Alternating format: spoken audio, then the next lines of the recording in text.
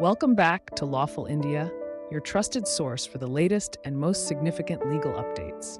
Today, we dive into a groundbreaking plea filed in the Supreme Court challenging provisions under the Bharatiya Nyaya Sanhita, BNS, and Bharatiya Nyaya Sanhita, BNSS. Critics claim these provisions reintroduce the controversial offense of sedition and enhance police custody powers.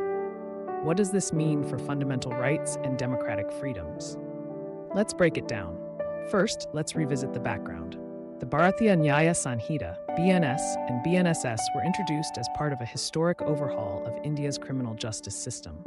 These new laws aim to replace colonial-era statutes, including the Indian Penal Code, the CRPC, and the Evidence Act. However, legal experts and activists have raised concerns about certain provisions, especially Section 150 of the BNS, which critics argue revives sedition under a different guise.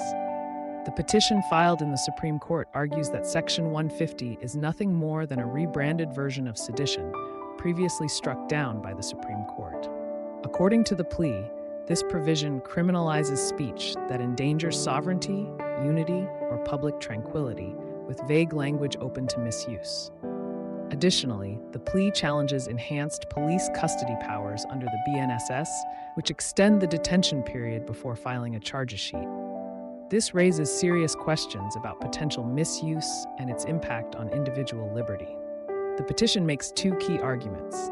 1. Violation of fundamental rights. The plea argues that Section 150 infringes upon the fundamental right to free speech guaranteed under Article 19(1)(a) of the Constitution.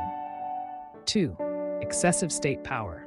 Enhanced police custody powers, according to the plea, undermines safeguards against arbitrary state action, violating Article 21, the right to life and personal liberty. The petition further contends that these provisions could have a chilling effect on dissent, suppressing criticism of the government. The government, on the other hand, has defended these provisions as necessary for national security and public order. It claims that safeguards are built into the legislation to prevent misuse. But the question remains, are these safeguards sufficient? And do these provisions cross the line into overreach? If the Supreme Court upholds these provisions, it could mark a significant shift in how India balances free speech with national security. On the flip side, striking them down could reaffirm the judiciary's role as a guardian of fundamental rights. Either way, the outcome of this case will have far-reaching implications. Stay tuned as we closely follow this landmark case. What's your take on these provisions? Do they safeguard the nation or threaten democracy? Let us know in the comments below. Don't forget to like, share, and subscribe to Lawful India for more updates on crucial legal developments. Hit the bell icon to stay notified.